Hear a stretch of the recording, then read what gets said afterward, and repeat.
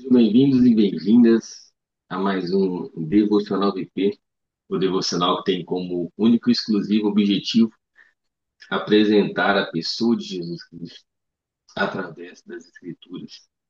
E para hoje nós vamos dar continuidade às nossas meditações, né, aos nossos estudos e aprofundamentos em mais uma passagem bíblica, utilizando, né, os verdadeiros pilares da conversão.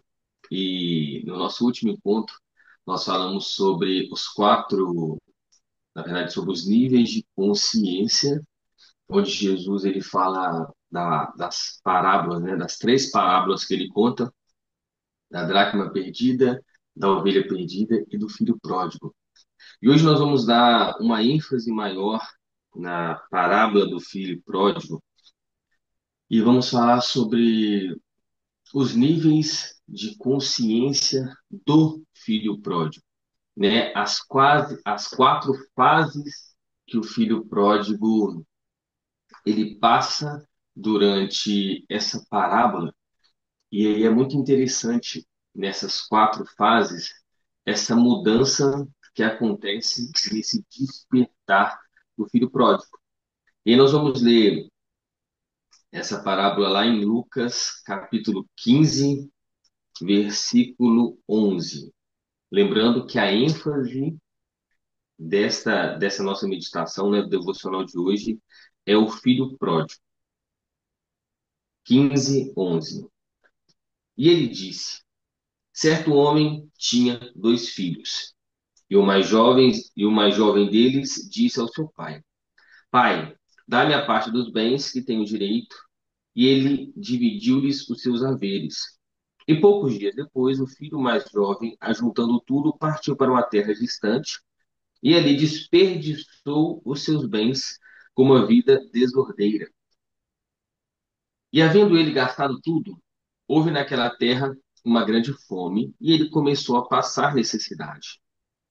E ele foi e juntou-se um dos cidadãos daquela terra, e ele o enviou aos seus campos para alimentar os porcos. E ele desejava encher o seu estômago com as cascas que os porcos comiam, e nenhum homem lhe dava nada. E ele, caindo em si, disse: quantos servidores de meu pai têm pão o suficiente de sobra, e eu aqui pereço de fome? Levantar-me-ei, irei para meu pai e lhe direi: Pai, eu pequei contra o céu e perante a ti, e eu não sou mais digno de ser chamado teu filho. Faze-me como um dos seus servidores. E ele levantando-se, foi para o seu pai. Mas ele, estando ainda longe do caminho, seu pai ouviu e teve compaixão. E correndo, lançou-se ao seu pescoço e o beijou. E o filho disse: Pai, pequei contra o céu e a tua vista, e não sou mais digno de ser chamado teu filho. Mas o pai disse aos servos: trazei a melhor veste e vestiu, e ponde-lhe um anel em sua mão e calçados em seus pés. E trazei aqui um novilho cevado e matai-o, e comamos e alegramo-nos. Porque este meu filho estava morto e vive novamente. Tinha se perdido e foi achado. E eles começaram a alegrar-se. Ora, o seu filho mais velho estava no campo, e vindo a aproximar-se da casa, ele ouviu a música e as danças. E ele chamou um dos servos e perguntou o que significavam aquelas coisas. E ele lhe disse: teu irmão chegou, e teu pai matou o novilho cevado, porque ele o recebeu são e salvo. E ele se irritou e não queria entrar. Portanto, saindo o pai e lhe rogava. E ele respondendo disse ao seu pai: eis que te sirvo há tantos anos, e em nenhum momento eu transgredi um mandamento teu. Contudo, tu nunca me deste um cabrito para que eu pudesse me alegrar com os meus amigos. Mas vindo este teu filho, que desperdiçou os teus bens com prostitutas, mataste-lhes o novilho cevado. E ele lhe disse: filho, tu sempre estás comigo e tudo que eu tenho é teu.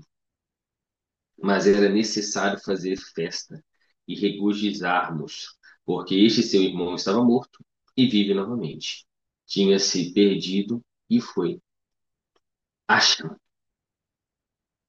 Nessa parábola, essa que é acredito que é uma das maiores mágicas do Evangelho, é que uma mesma história, uma parábola aparentemente tão simples, a gente pode ter tantos ensinamentos, e aí a gente vai nos aprofundar aqui nessa parábola, no filho pródigo, nessas quatro fases que acontece com ele, né, nessa história. E aí, a gente usa, né, a metodologia 3T1A, que é conteúdo, conexão, contexto e aplicação. Então, o conteúdo dessa parábola é onde Jesus ele narra, é uma das histórias mais comoventes da Bíblia. Um filho novo, ele perde a sua herança, abandona o lar, desperdiça tudo, né, nessa vida, nessa vida ruim, chega ao fundo do poço, e aí quando ele entra na miséria, ele cai em si. Aqui que é o ponto de virada, né, do filho pródigo. Ele cai em si, volta para o seu pai. Só que essa história, ela é muito mais que uma história de perdão. Ela é um raio-x da alma humana, né? E ela revela de forma profunda esses quatro níveis de consciência espiritual que todos nós passamos, né? Ou a maioria de nós passamos na nossa caminhada de fé. E o contexto dessa história, qual que era o contexto onde Jesus estava contando essa parábola? Para quem, por quê, qual que era a intenção? Né? Ela começa quando Jesus está comendo com os pecadores e os fariseus chegam e falam isso, né? Começam a exortar Jesus. E aí, em vez de confrontá-los, né, de maneira dura, com dureza, o que que Jesus faz? Ele conta essas três parábolas. A da ovelha perdida, aquele a gente falou no nosso último encontro, né? Aquele que representa aquele que se perde e não sabe voltar. A dracma perdida, aquele que está perdido e nem sabe que está perdido. E o filho pródigo, aquele que, né, representa aquele que se rebela, mas decide voltar. E quem está dentro de casa, mais longe do pai. Então nós temos o filho pródigo, o filho mais velho. Um se rebela, sai, só que ele cai em si e decide voltar. E diferentemente da ovelha, o filho sabe o caminho de volta. E aí ele volta. Só que o filho mais novo, mais velho, ele está dentro da casa do pai, só que ele também está perdido e ele também, no final, ele não quer entrar na casa do pai. E aqui é muito importante entender, em termos de contexto, que na cultura judaica, pedir herança antecipada, né? Quando o filho mais novo ele pede a herança antecipada do pai, ele quer dizer o quê? Que ele preferiria que o pai estivesse morto. Então, aqui é um detalhe muito importante a gente entender que a história ainda fica mais complexa quando você tem essa ótica. Então, o filho, ao pedir a honra, né, a herança, ela antecipada é maldição. Então, quando você pede essa herança para a pessoa em vida, é sinal que ela deveria estar morta. Me dá minha herança, eu quero mais saber de você. Ele quebra essa honra familiar, abandona a tradição, né, da família e vai embora. Então, Jesus ele fala com os fariseus e com os publicanos em todo o tempo, né? Só que eles se perdem em si. E aí, essas quatro fases que a gente vai se aprofundar aqui agora, da Filho Pródigo, a primeira fase é o quê? Ele estava feliz, mas inconscientemente perdido. Ele estava feliz na casa do pai, mas estava inconscientemente feliz. E o que que acontece? Ele chega para o pai, pede a parte, né, dos bens que me cabe, e pouco depois ele pega as coisas e vai. Então, na casa do pai ele estava feliz, mas ele estava perdido. Ele não encontrava felicidade ali. E aí, o que que a gente consegue entender nisso? O filho estava na casa, mas ele não valorizava o que tinha. Ele tinha verdadeira alegria, mas estava inconscientemente perdido. Ele não tinha consciência que ele estava perdido. Ele tinha pão, tinha afeto, tinha proteção, mas ele não tinha consciência dessa felicidade. Ele não tinha consciência disso tudo. Ele era ingrato, iludido e precipitado.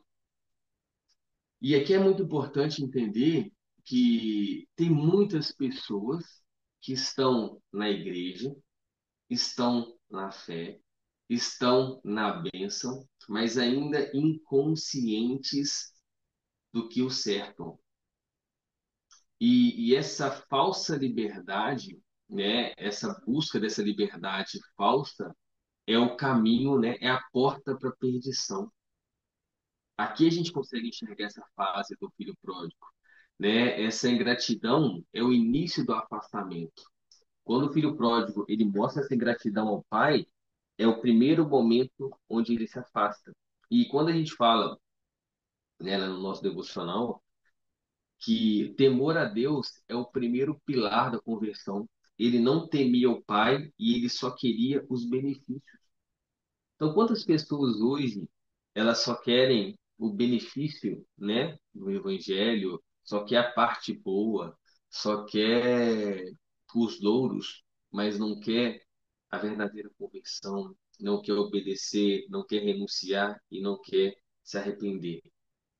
E a segunda fase do filho pródigo é onde ele está infeliz, mas inconsciente que está perdido. Primeira fase, feliz e inconsciente.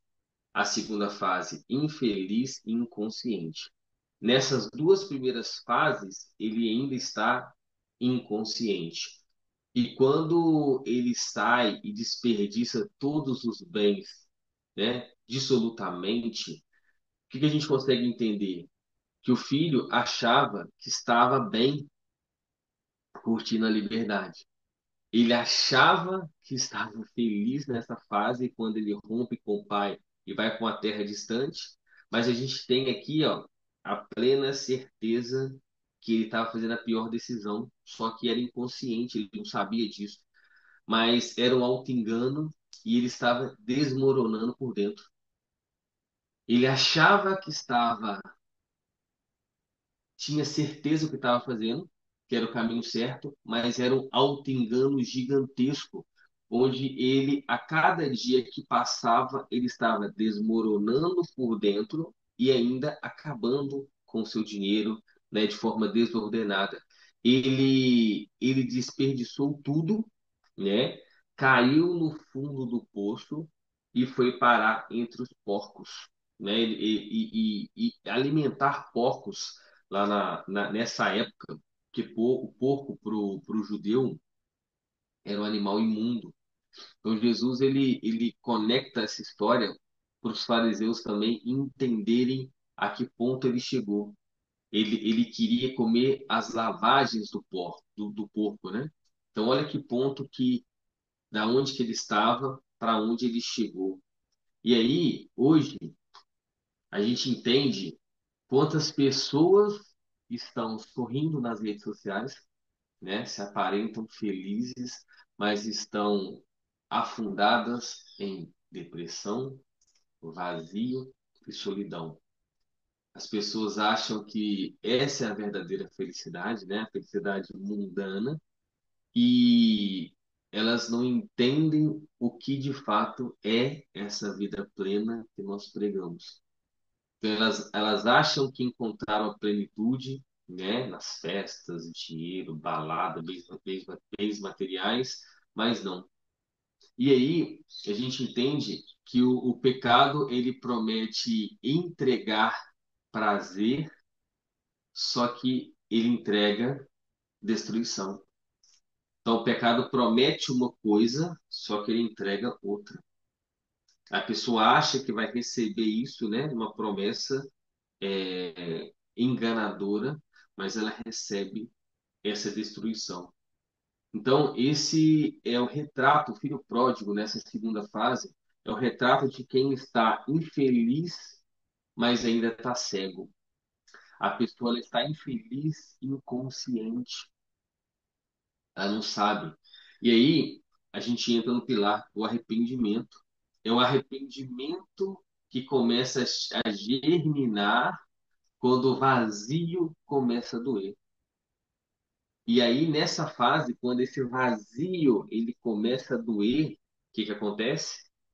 Ele vai para a fase 3, que é onde ele está infeliz, mas agora ele está consciente. Aqui é a virada de chave para o nível de consciência. Mesmo infeliz, ele está consciente que ele está infeliz, que ele está perdido, que ele está no pior momento. Aqui o nível de consciência bate. E aí é onde fala lá, né, em Lucas 15:17, caindo em si. Esse caindo em si aqui, ó, que é o ponto chave da virada do filho pródigo. Aqui que é o ponto de consciência. Aconteceu comigo, pode ter acontecido com você, que é onde você fala, não dá para ficar mais desse jeito. Não dá. Isso aqui não é felicidade. Isso aqui não é viver. Então, por quantas vezes, né? Algumas pessoas elas estão numa boate e aí o Espírito Santo toca e ela, isso não é para mim. Eu preciso voltar, eu preciso mudar. Ou algum momento da vida dá aquela virada de chave e fala, "Ó, isso não é para mim." Que é o cair em si. Aqui, nessa terceira fase, é onde se encontra o despertar espiritual. É nessa fase que ele percebe que errou, reconhece a sua miséria e aí decide voltar. Então, ele faz um discurso sincero, humilde e quebrantado. E a própria Bíblia fala, né, que Deus não resiste um coração quebrantado. E o coração quebrantado é aquele, de fato, que está consciente da sua fraqueza ou da sua insignificância. E aí, tem muitas pessoas hoje que estão nessa fase, sabem que estão mal, só que ainda não voltaram. As pessoas estão conscientes da sua infelicidade, mas ainda estão com receio de voltar para a casa do pai. E aí é nesse momento, é nessa fase, né? É nessa reflexão que a dor vira mudança, né? Aquele vazio de entendimento transforma em dor, que aí essa dor impulsiona a mudança. E aqui no ponto-chave, esse momento é o primeiro passo, né? Essa consciência, esse nível de consciência é o primeiro passo para a reconciliação. Aqui nesse momento, a gente entende que ninguém se converte, e aqui essa conversão, a gente fala, não é uma conversão religiosa, mas sim uma conversão de rota, né, de caminho, de voltar, né, para a casa do Pai, voltar para o lugar devido. A gente entende que ninguém se converte sem perceber que é pecador. E aí, aqui nesse momento, a parábola do filho pródigo, ela traz essa clareza para nós. O filho pródigo, ele, quando ele cai em si, ele reconhece que de fato ele pecou contra o Pai. Porque a Bíblia fala, né? Pequei contra o céu e contra ti.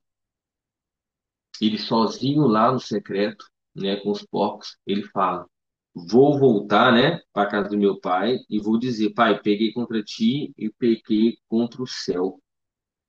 E aqui ele tem esse nível de consciência que ele é um pecador, que ele errou, que ele precisa reconciliar com o pai. E aqui nesse momento a gente trabalha os pilares da renúncia e da obediência. Ele renuncia àquela vida que ele tem e volta para a obediência. Então aqui começa a nascer e ele decide mudar essa rota. E aí a gente entra para a fase 4, que é a fase do feliz e consciente.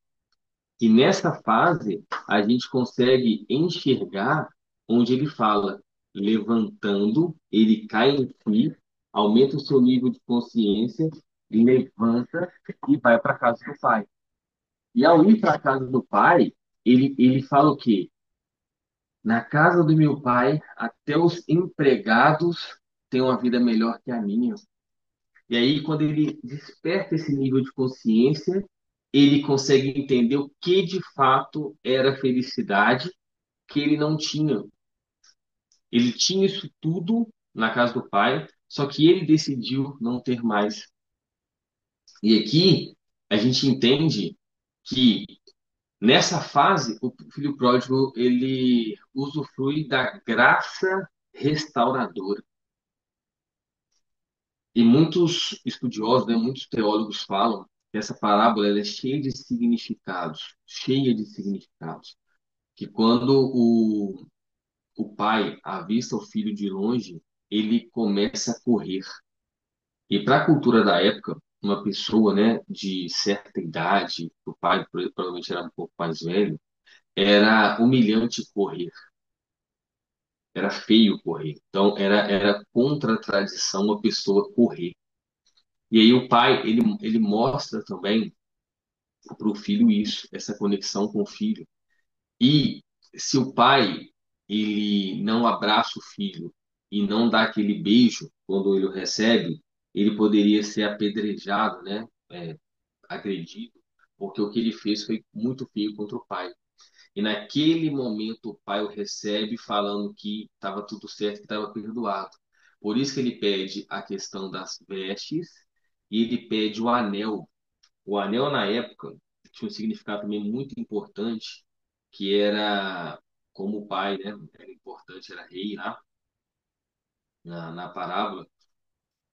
Quem tinha um anel, ele tinha autoridade para comprar o que quisesse, né? Então, tipo assim, fazia lá a promissória e o anel ele dava o carimbo e era como se fosse uma assinatura da nossa época hoje, né? Por exemplo, um cheque.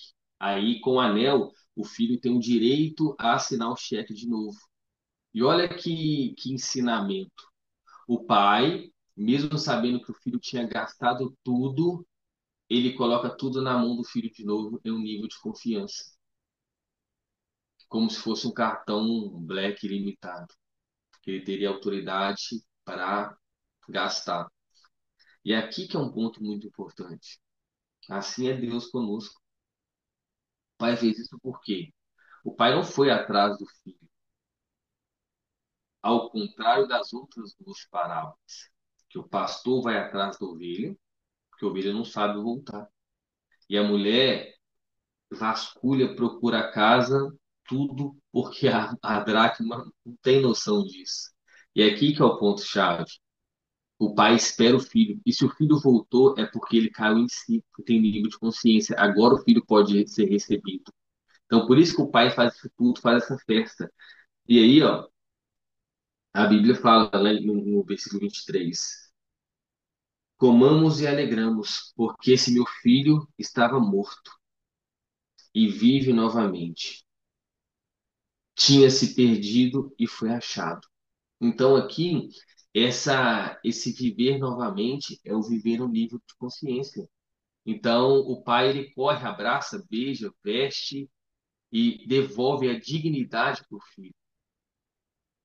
E lá nas cartas de Paulo, Paulo fala, né, que em Cristo nós temos novas vestes. Então, quando você lê a Bíblia, você entende todo um contexto que Jesus ele nos dá vida nova, ele nos dá renovo. E assim na parábola do filho pródigo, novas vestes, novo anel, novas sandálias. Então, a nova vida em Cristo, a vida plena existe. E o pai não pergunta onde você esteve, o que gastou, o que você fez.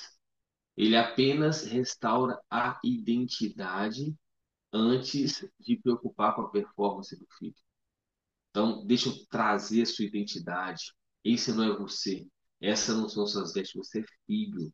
Vem cá. Então, o pai cuida.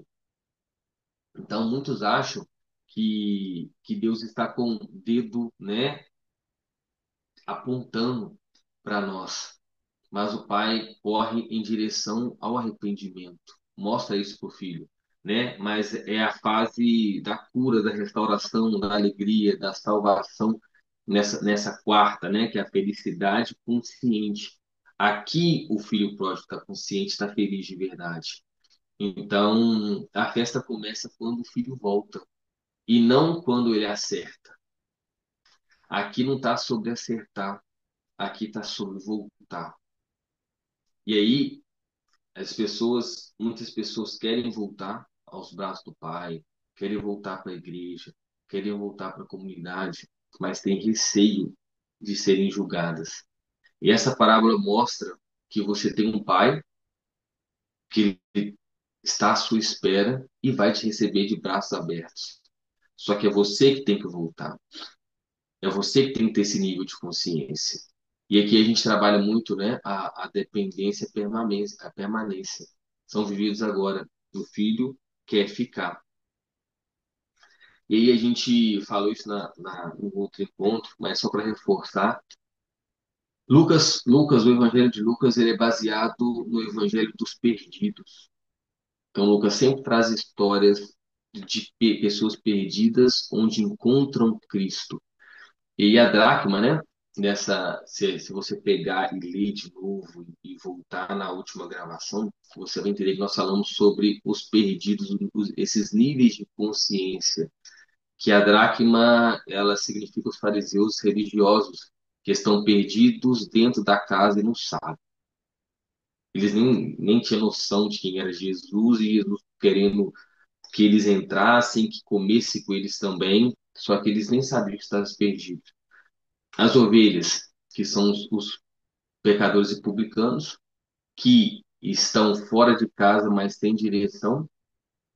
Filho pródigo, né? Eu e você, perdido, mas volta quando cai em si. O filho mais velho é aquele cristão religioso, né? Independente da religião, e é ressentido, está perto do pai, mas está longe de coração. E para hoje, precisamos refletir isso, né? Qual fase que você está? O feliz inconsciente, onde você, né, tem tudo e não valoriza, ou você está infeliz inconsciente, talvez você está perdido, está longe, está achando que o que você está vivendo é a vida de verdade, mas não é. Ou você está na fase do infeliz consciente. Essa é uma fase muito importante. É onde você desperta o seu nível de consciência. É entender que as duas primeiras fases, a consciência predomina, a inconsciência predomina. Aqui, nada que acontece faz sentido, nem a felicidade e nem a tristeza. São pessoas que vivem no automático, fazem o que tem que fazer, não raciocinam, não investem, né? Não economizam, não se preocupam com família, trabalho, com nada, apenas vivem de forma inconsciente, de forma irracional. E aí, essa virada de chave que a gente tem que levar para essa pessoa, junto com o Espírito Santo, né? Porque quem convence é ele, não nós. Nossa função é pregar o Evangelho, que a gente possa levar esse nível de consciência para as pessoas, que elas possam entender que isso não é felicidade. Então, se ela está infeliz consciente, vamos colocar luz, né? Quando você coloca luz, tudo fica mais claro. E é por isso que Jesus fala: Vós sois luz do mundo e sal da terra. Não se esconde uma candeia debaixo da cama. Então, nós que somos luz, que refletimos a luz de Jesus através da palavra, através do Evangelho. E é isso que o inimigo não quer que a gente faça, que a gente tome consciência. E esse tomar consciência é você conhecer a história, deixar que cada momento que você lê a Bíblia, mesmo que seja um versículo, um capítulo, não importa a quantidade, o que importa é a intencionalidade. E muitas pessoas, elas se perdem porque elas querem quantidade. Ah, mas a Bíblia é muito grande. Ah, mas eu não entendo. E isso que o inimigo quer que você reclame, que você murmure, que você não comece. É isso que ele quer na sua vida, que você não comece. Porque a partir do momento que você dá o primeiro passo e começa, ou você está aqui ao vivo, ou você está assistindo, ou você vai ver o manual, não importa. Quando essa palavra te tocar, te alcançar, é o começo. É aí que Jesus vai te alcançar. É onde você abre a porta, né? Onde ele fala em Apocalipse, eis que estou à porta e bato. Aquele que ouvir a minha voz, eu entrarei e abrirei a porta, eu entrarei e cearei com ele. É aqui que Jesus está, ó, batendo na porta. Então, se você deixa um versículo entrar, uma, um insight, né? Que a gente é cristão, não existe insight, né? Mas sim Espírito Santo, sabe? Aquele nível de, aquela viradinha de chave e você começa a se movimentar, mesmo você estando num estado de infelicidade. Aqui não importa o seu estado, se você está feliz ou infeliz. Aqui importa é se você está consciente. O trabalho aqui do devocional é liberar, despertar consciência para as pessoas, onde as pessoas acham que existem plenitude quando elas estão bem-sucedidas no trabalho, financeiramente, saúde, com filhos, esposa, marido. Isso não é vida plena. A vida plena, ela está toda em Cristo. É por isso que a Bíblia fala, né? Jesus fala que buscai primeiro o reino de Deus e a sua justiça. Essa busca pelo reino, essa busca pela justiça é a plenitude, é o completo, e aí tudo mais lhe será acrescentado. E aí casa, carro, apartamento vira acréscimo e não vira prioridade. E quando você tem esse nível de consciência dessa plenitude, aí tudo muda. Adão e Eva, eles tinham tudo, tudo. Assim como o filho pródigo tinha tudo. Mas eles decidiram o quê? Largar tudo para viver o pecado, para viver a desobediência, para não permanecer. E é aqui que a gente entende. Como que você tem vivido de forma inconsciente? Como é que está o seu ciclo de vida? O que que você tem feito? Você está afastado da presença do Pai, mesmo estando na igreja, porque tem muita gente dentro, mas não íntimo. Muita gente próximo de Jesus, mas sem intimidade com Jesus. E aí, você já caiu em si, levantou e está com dificuldade de voltar? Tem muita gente que caiu em si, levantou, mas está com vergonha de voltar. Volta. Volta que você vai ser bem recebido. Jesus está de braços abertos para você. Volta a ler a Bíblia, volta a meditar, volta a frequentar a igreja. Independente de ser católico ou evangélico, volta. Volta. Que aqui a nossa função é que você volte para Cristo. Essa é a mais importante. E aí hoje, se você voltou, você vive como um servo ou como um filho. Você é filho. Acredite. Você é filho. E aí, faça uma oração. Pede para o Senhor te mostrar onde que você está, qual que é o seu estado atual, né? Pega um papel, escreve qual fase que eu estou vivendo hoje, onde eu me encontro, qual estado que eu estou. Volte, busque comunhão, se arrependa. Deus está pronto para te restaurar. E aí, quando a gente pega Jeremias, né? Volta para casa do oleiro, né? Que aí o oleiro ele refaz, restaura e te constrói de novo. E aí a gente entende que Jesus ele veio para nos dar vida eterna e vida em abundância. Na casa do Pai tem abundância. Então volte. Que o Senhor te abençoe e te guarde, que o Senhor faça resplandecer o rosto dele sobre você e te dê a paz. Semana que vem, se o Senhor nos permitir, estarei de volta com mais um Devocional VP e novamente pregando o Evangelho, a boa nova a toda criatura. Então, se faz sentido, daqui a pouco eu vou, né, fazer o upload do vídeo, convide as pessoas, compartilhe para o máximo de pessoas possíveis para que elas possam encontrar Jesus ou se deixar encontrar. E Jesus já está na porta, né? Ele só espera você deixar que ele te acesse. É isso que ele quer, só um acesso. O inimigo ele espera uma brecha. O inimigo trabalha com brecha. Jesus não. Jesus trabalha aqui, ó, com nível de consciência e você tem que abrir a porta. Só abre a porta. Não precisa fazer nada. Ele faz o resto. Só abre a porta que ele faz o resto. Só volta que ele faz o resto. Volta que ele corre até você. Ele te dá vestes novas, sandálias novas e um anel no seu dedo. Que o Senhor possa te alcançar em nome de Jesus e que possamos prosseguir continuando pregando o Evangelho a toda criatura. Beijo para vocês, fiquem com Deus. Até a próxima.